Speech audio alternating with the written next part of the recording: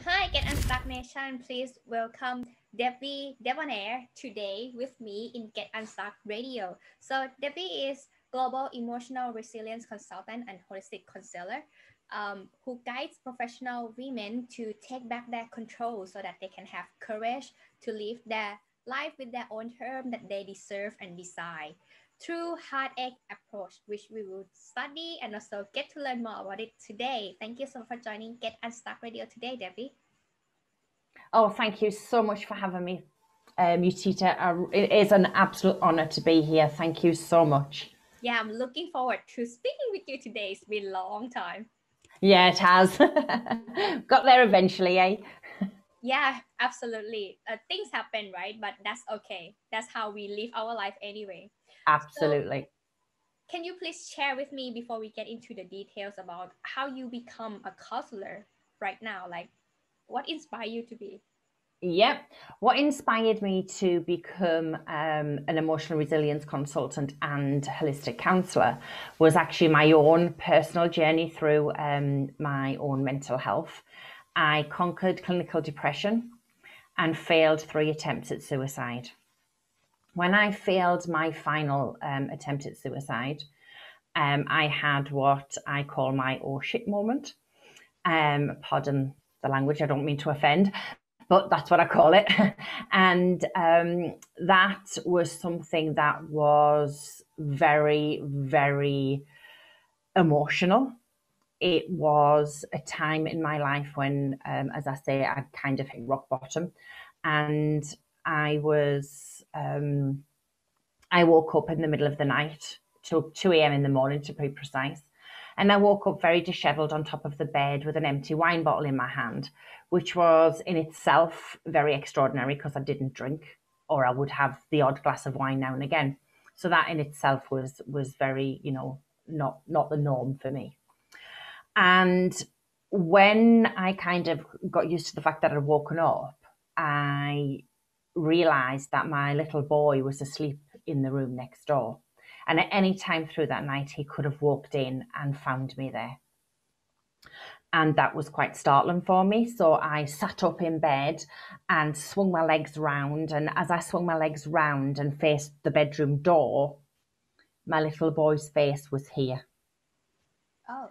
Call it a vision, an apparition, a ghost, call it whatever you want.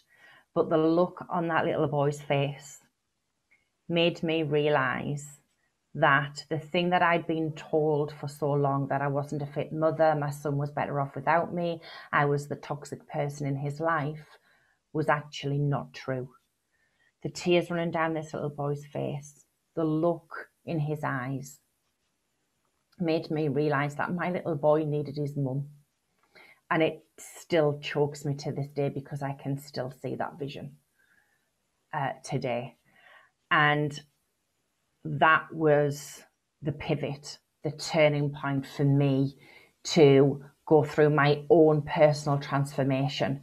And while I was going through that personal transformation, I realized that even though I was very, very angry when I opened my eyes after my 3rd suicide failure, and I became very angry that I'd been saved, I realized through my own transformation that the reason I was saved was because I had a purpose on this earth.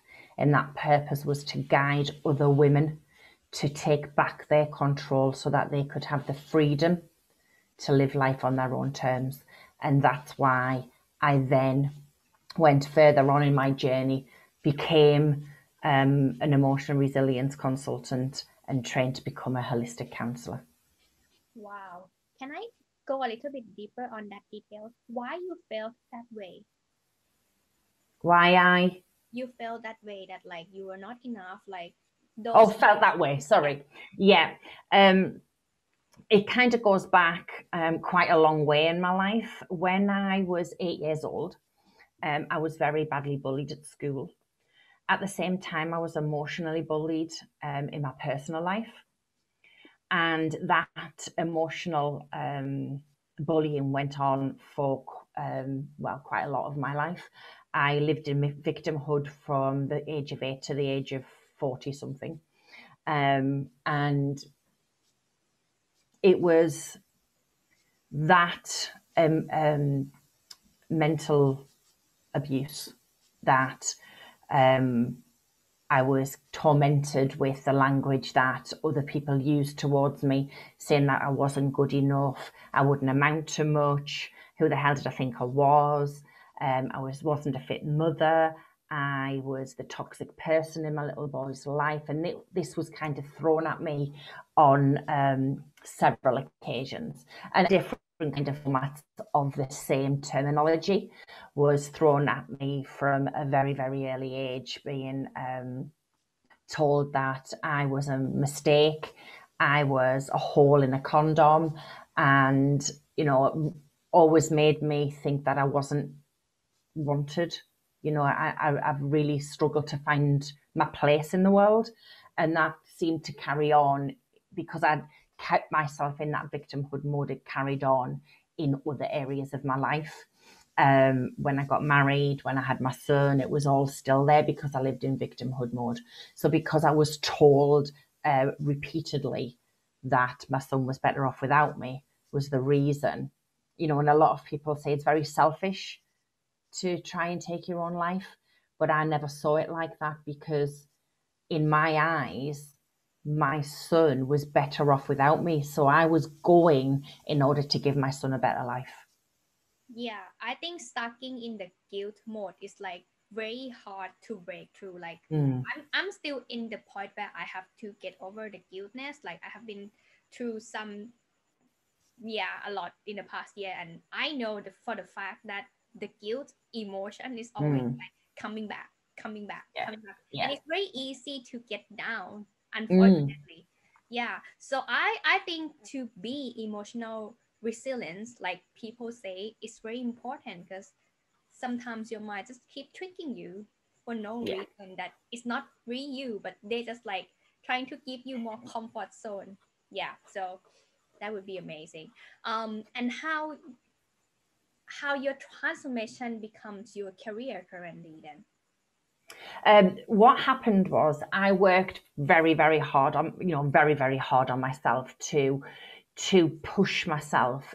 And I was often, when I was going through my transformational journey, I was often told that I was a very resilient person, but I never saw that. And I think the reason I never saw it was I didn't really understand what they meant by resilience, other than, it's, it's somebody bouncing back, but resilience is actually a lot deeper than that and a lot more than that. Resilience is more about being prepared for, to be able to recover from and adapt in the face of your stress, your challenges, and your adversity.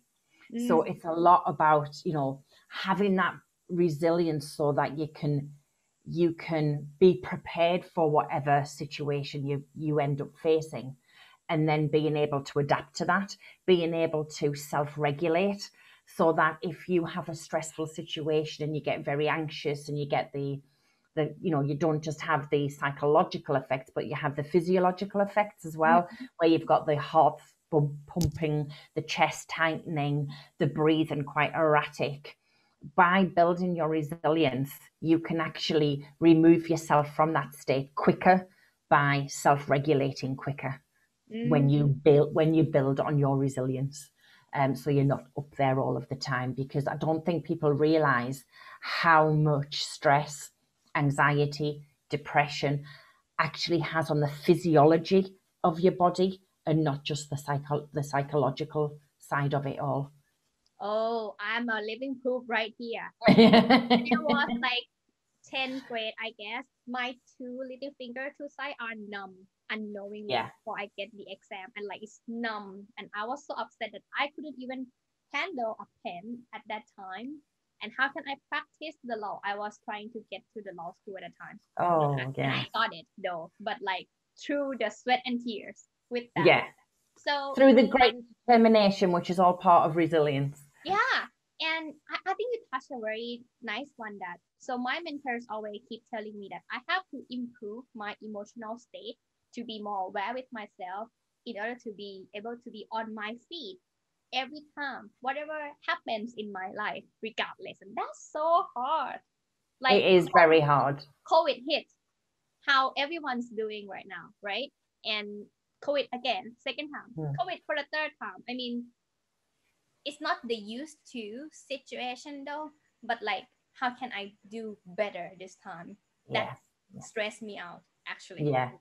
Well, one of the things I really encourage people to do who come and work with me, and those, you know, who I come into contact with daily, who are, you know, struggling with the stress, the anxiety, the depression, and the added influence of COVID, is to think about where you are wasting your energy. So where COVID is concerned, we have no control over COVID. Okay, other than obviously we've now got vaccines coming in, and you know, but COVID as a disease, okay, it doesn't matter what you say or what you do, what actions you take, what thoughts you have, what emotions you allow to take over you, will not change the outcome of COVID or other things in your life. You know, I have a lot of people who I work with who have mental health issues, who are in the benefit system, and they find it very difficult to stop wasting their energy on the benefit system. We as individuals have no control over the benefit system. So whatever we say, whatever we do, whatever language we use, the emotions we put on it, the thoughts we put on it, the actions we try and take, we cannot change the outcome of the benefit system. So don't waste your energy on things that you have no control over. Use your energy on the things you can control. Use your energy on the reactions that serve you better than wasting your energy on the reactions that, no matter how you react, isn't going to make a difference because you can't control it. Yeah. And it's about being proactive and not reactive, because a lot of the times that we're reactive is because we're actually reacting to something that's out of our control. Now, that doesn't mean to say that the individual is out of control. It's the situation or the event or the thing is out of their control. And that's a huge thing for people to differentiate between. Because when I start talking about, you know, things being out of their control, they become reactive and say, I'm not out of control. I'm not saying they are out of control. What I'm saying is they're wasting their energy on subjects or things that they have no control over. You know, so obviously there is a big difference, but I have to really stress the difference for people sometimes. Oh yeah, that's crystal clear over here. So I think this is somehow, is it the first pillar, the responsibility one? To be honest, they don't come in any particular order. Okay, they are written in a particular order in the free PDF that is on offer for all of your listeners. But when I actually work with people, we do an initial format that is to find out the current self, and that current self will highlight the emotional pillar or pillars that need to be worked on. So it doesn't necessarily mean that everyone has to work through all 9. You know, most people do, to be fair, but it's not always that they have to work through all 9. So they don't necessarily come in any particular order, because part of that assessment is finding what they want to prioritize on, because the whole HeartAct approach is very bespoke. Okay, it has elements that everyone will go through, but it's very bespoke to that person, because how they react to emotional resilience, how they react to events in their life will be very different. So Okay. the HeartAct approach would focus more on how they react to certain situation. Am I correct? Yes, it's looking at the life they lead now to the life they really want to live, and the life that they desire and they deserve.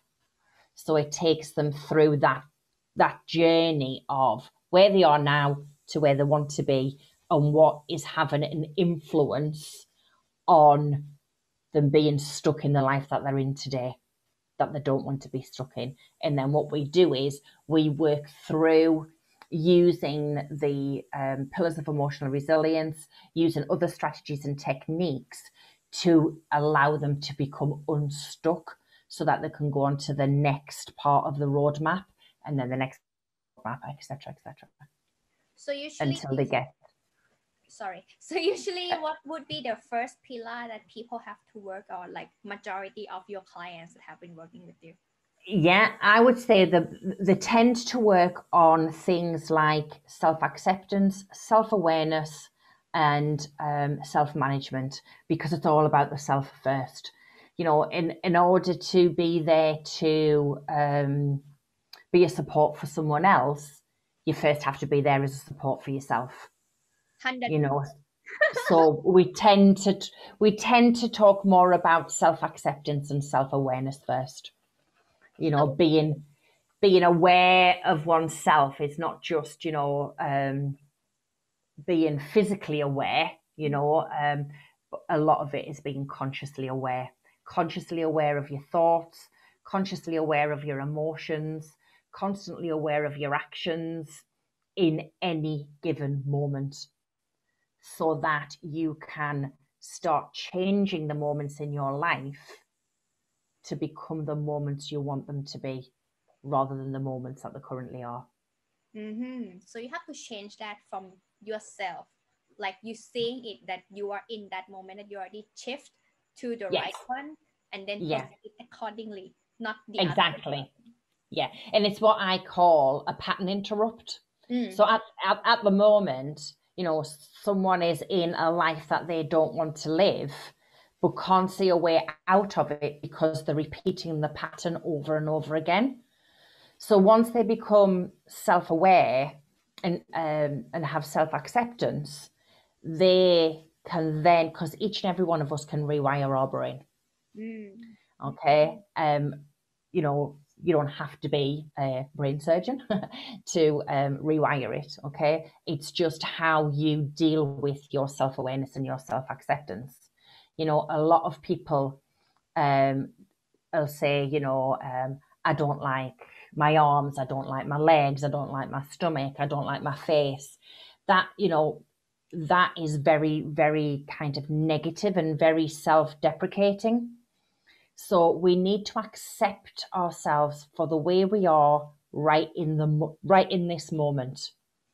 Once you start accepting yourself the way you are in the moment, you can change how you want yourself to be. But until you accept yourself, you will always be on the back foot.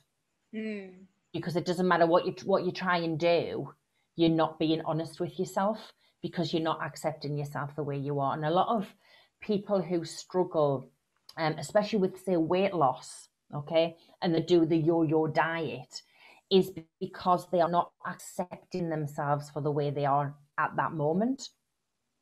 You know, so if you can accept yourself as being, yeah, I accept myself the way I am. Yes, I may be overweight, but I accept myself as being overweight. And then you can start the steps to say, okay, I accept myself, but myself would like to be healthier.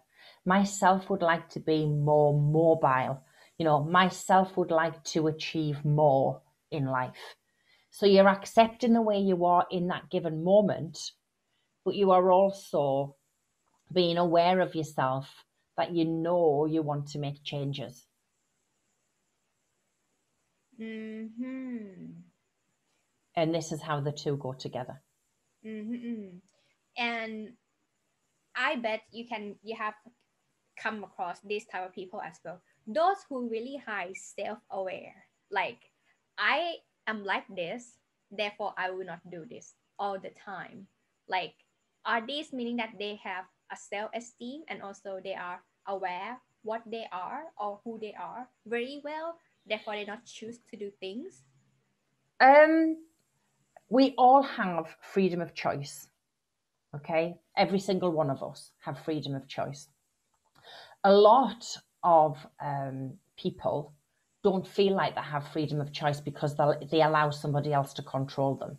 Okay, so someone who says, you know, this is what I want in life, this is how I'm going to get it, they are very self-aware. Okay, they may not accept themselves fully on all areas of their life, but they may accept themselves on enough areas to be able to have resilience to get them through to the next stage. But they may, you know, self-acceptance and self-awareness is an ongoing part of life. Okay, but it's having the right tools and the right understanding of self-awareness and self-acceptance that makes that journey easier for some people than it does for others. You know, we are always on a journey of up-leveling. We're always on a journey of curiosity, of, you know, what can I do next? But even those people who are very happy with their lives, there will be parts in their lives where they say, oh, never done that before, let's try doing that. Or I've never done that before, let's try doing that. You know, so they're very self-aware and they're accepting themselves as the way they are, but they're still pushing themselves forward. You know, so it's being aware on all levels and all areas of your life as well. So and I think the question you asked was, you know, was someone very self-aware and very self-accepting?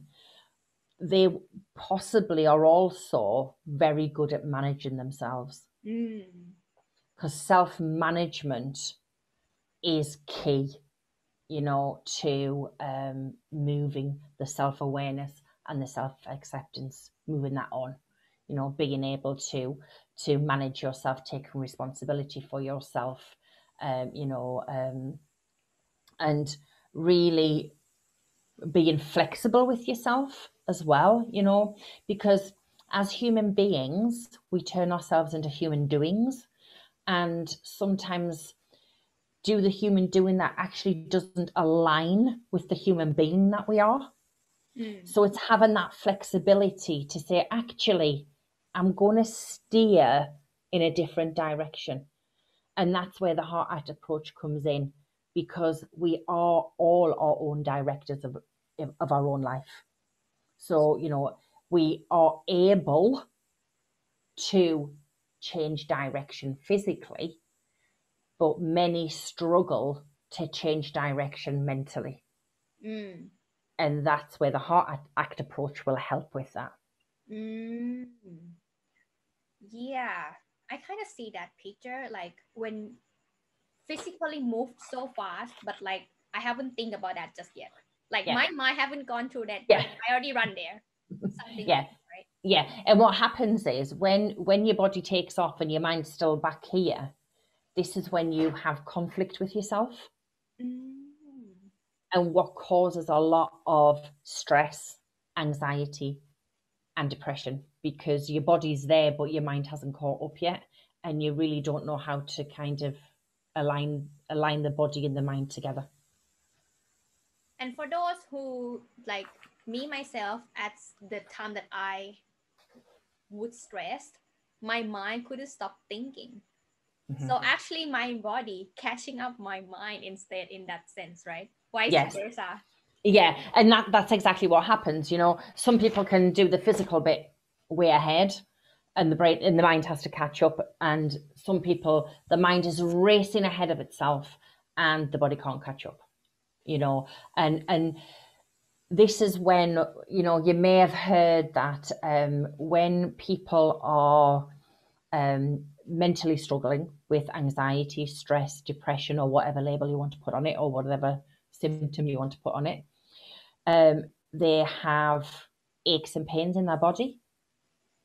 And when they face the stress, anxiety, and depression come through it, the aches and pains start to alleviate. And that is because of the body and mind not being aligned with each other. That makes sense. My mom definitely gonna listen to this episode and she's gonna And you know, when you are, to give you an example, when you are stressed or anxious, okay, your physiology will automatically go into itself as a protection mode. So you will automatically curve into yourself because you've gone into protection mode. So if you imagine someone who suffers really badly, say with social anxiety, but know they have to go outside to go to the shops or whatever. So they are constantly going outside, not necessarily hunched, but not the posture isn't in a line the way it should be. So it's all out of sync. That is going to have a detrimental effect on the rest of the body. So you're going to feel aches and pains because you're holding your body in a way that's unnatural to your body. So it's going to draw on those all, internal veins, tendons, muscles, to kind of adjust to the way you are walking or the way you are holding yourself. So the more stressed you are, a lot of people who are really stressed or really depressed have terrible backache. And it causes deterioration because of how you hold your body while you're stressed. While your mind is going through the stress and anxiety, so you've got that psychological turmoil going on, your body is actually going into its own physiological turmoil because of how you're holding yourself to protect yourself from what's going on in your mind. And how can we at least unwrap it? Okay, I work very much from the heart. Okay, I do a lot of mindset work, but I do it from the heart to the mind and not the other way around.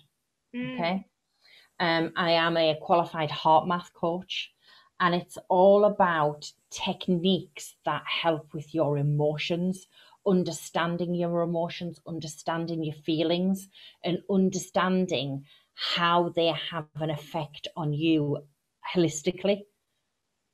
Okay, so that you can start to bring in the techniques and the strategies to change your physiology, to change your psychology. And a lot of also what goes on is when you are going through the stress and the anxiety and you're trying to, come out the other side, you're trying to build your resilience, your hormonal and nervous system are all out of sync as well. So when you are stressed, you have the hormone cortisol kicking in, and cortisol can hang around in your body for an awful long time. And because of that, you find you stay, if you don't try and counteract it, you stay in that depressed, stressed, anxious way longer than is necessary. What happens is the other side of the scale, which is your more kind of positive hormone, shall we call it, which is DHEA. Okay, that brings in like your happy chemicals like serotonin and the endorphins, which give you that happy feeling. Okay, they come into your body, but they only hang around for 5 hours. Cortisol hangs around for a lot more. So if you are stuck in that stressful situation and you don't counteract it, it's going to have that negative effect on your body. Where if you can counteract it and bring in the DHEA hormone to counteract it, you won't stay in that state as long, And part of what we do through the HeartAct approach is show you how to balance out those hormones and how to be kinder and level out what we call your autonomic nervous system, so that you've got what we call sympathetic and parasympathetic emotions going on, so that we can level everything out, so it's got that balance, so it's got that coherence, which comes with bringing in the elements of the resilience. So what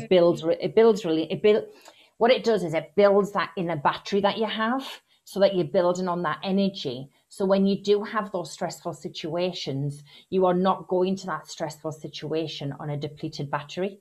Your battery actually already has some energy in it. So you're not staying in that heightened state for longer than is necessary, so you can self-regulate quicker. It makes sense for me. Like, whatever you say. I came to know about that after I got my blood test in November last year, actually. And I didn't believe it at the very first time that it's about this hormonal thing, that I have to start taking the supplement, actually. So they're definitely going to be the holistic approach that you're going to be able to say, apart from like in this how do you call it? Chemical medicine. But to balance it in reality, like I know for the fact that at that time, like whatever you say is making sense. I bet my mom is laughing right now if she doesn't. for sure, 100%. Yeah. See, when I had my mental health issues, I was diagnosed with clinical depression. And what clinical depression, people can feel low, people can feel sad. Okay, clinical depression is actually an imbalance of chemicals in your brain. It's the imbalance of the stressful chemicals and the happy chemicals. And that's what I now promote and guide people and empower people to be able to self-regulate and balance out themselves. Because yes, I was put on antidepressants, but I was only on them for 3 months and I brought myself off them, because to me, they were masking what was going on for me. So I took myself off them. And because I took myself off them, I realized how bad I really was and what work needed to be done. And that was when I was able to balance out my own chemicals, the happy chemicals and the stressful chemicals. Oh, if we're gonna go through those, it's gonna be a long podcast. I'm gonna tell you, my journey are crazy, but yeah, whatever you say are making sense, and I experience the same way. Exactly what you described, like exactly. I just go along that step accordingly, from the stress, and then go to physical pain, then go to hormone imbalance, got the blood test done, and it's been roller coaster. So what would you say to anyone who might know or not knowing themselves to manage themselves better and to balance these things? One of the first things I guide and inspire people to do is to get to know themselves, get to know the aches and pains of their body, get to know what triggers those thoughts, get to know what triggers that pain, because the thought and the pain can be interrelated. So when you understand that when you are in an anxious state because something's triggered you off, and suddenly you end up, oh, my back's killing me. But you think, yeah, but today I've been really stressed and really anxious about whatever the trigger was. Okay, you can then say to yourself, right, what do I need to do in order to prepare myself for that the next time I'm triggered, so that I don't get this back pain? it won't happen after the first time. You know, it will be a journey that you have to go on, because a lot of what's already happened, like for myself, like, for example, I have degenerative discs in my back, all caused through stress, through anxiety, through my depression. But I know how to deal with that.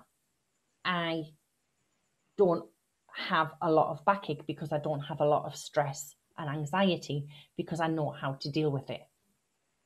You know, and it was all of that, all of those years of training my mind, training my heart, training my body to understand what was going on for them all, that got me to where I am today, to be able to say, right, I'm not going down X road because X road creates this in my physical body. So I'm not going to go down that psychological pathway, because I know that has this effect on the physiology of my body. And that's why I do everything from a holistic standpoint, you know, and a lot of it is the techniques that I teach, which start from what we call an on-the-go breathing technique, which was created by the HeartMath Institute. And that is, once we have done the initial know where the person is, you know, that initial, you know, where am I today, we then start the journey. But the journey starts with that breathing exercise, to show them how you can what it does for you, how it builds on your resilience, and how you can do it anytime, anywhere, in front of anyone, because they won't know you're doing it, because you won't have your eyes closed, for one, so they won't know you're doing it. Amazing. You know, and one of the things I really stress to people is this, you know, if you are really struggling with stress, anxiety, depression, start writing down what's in your head. Because at the moment, and people laugh at what I'm going to say, but those who are dealing with, you know, those symptoms, they have a head full of spaghetti. So it's like a tin of spaghetti, and all those strands are all intermingled together. And what they need to do is start to take out the strands, one strand at a time. Don't try and get your hand in and take the whole lot of spaghetti out, because that's just too much for any person to handle. It has to be done. And obviously it depends on, you see, a lot of people see stress, anxiety, and depression as the cause. Stress, anxiety, and depression are symptoms of a cause. So you have to find the cause in order to stop the symptoms. And a lot of people struggle with that. I've had a lot of clients who have said to them, you know, so what do you believe is the cause of your anxiety? And the answer I get back 9 times out of 10 is my anxiety.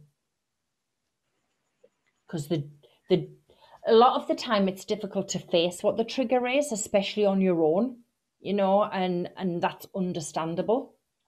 But if people can start writing down and just getting it out of their head, and, you know, what they write down doesn't have to make sense. It can be a sentence, it can be a word, it can be 2 words. And, you know, write it down. You don't have to read it, you know, because sometimes when I've spoken to clients and we use this technique, a lot of the times I say to them, don't read what you've written. We'll go over it at your next session. You will come back. Because, well, not only that, they've written it down so they can read it out of the book. Because sometimes what you've written down in the book is very hard to face on your own. And it isn't advised to face on your own either, you know. So if they feel that strategy would be difficult for them, then don't do it. Don't do it unless you've got a mentor, a counsellor, a coach, or, you know, someone with you to guide you and hold your hand through that technique, because it is a difficult technique for some people, you know, to actually do that.